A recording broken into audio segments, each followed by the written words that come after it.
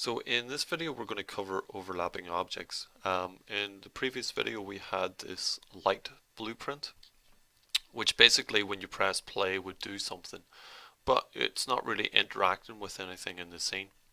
So what we want to do maybe is when we walk into a certain area, maybe it would activate the light. So I'm going to just open up that same blueprint again that we had in the previous video. So we've got our component here, which is a point light. And if I just go to my viewport tab, we can see that there. What we want to do is we want to go to add component and type in box. And what we're going to have here is box collision. And we can name that whatever. I'm just going to leave it box now.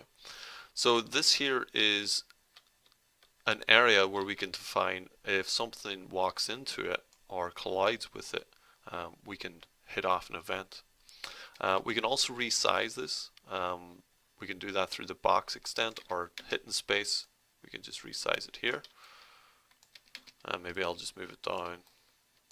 What you can also do is just check out what it looks like in your actual level. And you can see there's a nice space now below the light where it's hitting the floor. So what I'm going to do is in the event graph, I'm going to add a bit of scripting.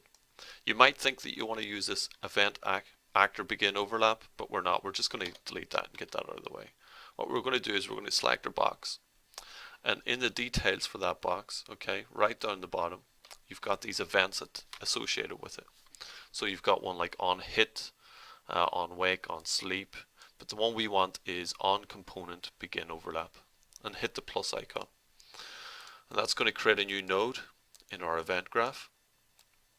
And it's saying, like if any component begins to overlap with this box, this node is going to fire off. So we could have something in this node. So what we could do is, instead of having the delay there coming off the event begin play, we can just plug it into our light intensity. I'll just play from start. Compile, save. So remember, this here one is setting the light color from blue to red. So if I press play, you'll see nothing's happening with the light, but if I get into this area here, it should start to change. See, it's going from blue to red.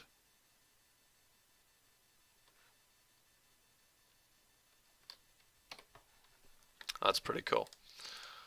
So that's overlapping objects. There's another thing that you can do, because if you were shooting a weapon or a projectile that went through that box, it wouldn't be able to, at the moment anyways, differentiate between, the bullet and yourself. Maybe you just want the player to activate that light change. So what you can say is, you can ask what the other actor is, okay, and check that out. And then if it is the player, then it's going to change the light color. I should really change the name of this timeline, but I'll leave it. So what we can do is we can check out what this other actor is. Is it a projectile? Is it a box that's coming into contact with this? And then, dictate what happens afterwards. So what we need to do is pull out from this white line and type in branch. Okay, and that's the condition true or false. We're going to get the other actor.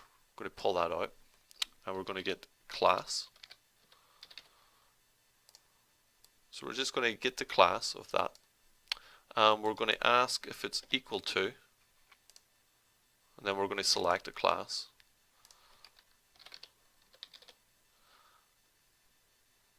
I need to check what the name of our player is. If I go into blueprints character, it's first person character. Okay, so I need to check if it's equal to first person character. So I'll type in first person character. Okay, there we go. So we've a bit more complicated, but what we have here is if something overlaps with this box, okay, so the box that we have here in our viewport, it's going to ask, or it's going to check what class it is, and then it's going to say, is it equal to our first person character class?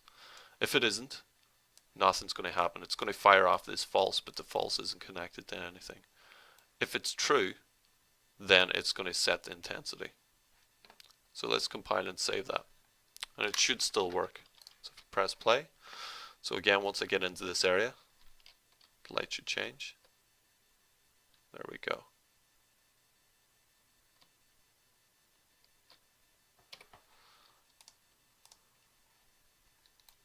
So that's how you do simple overlapping and simple overlapping checks within Unreal 4.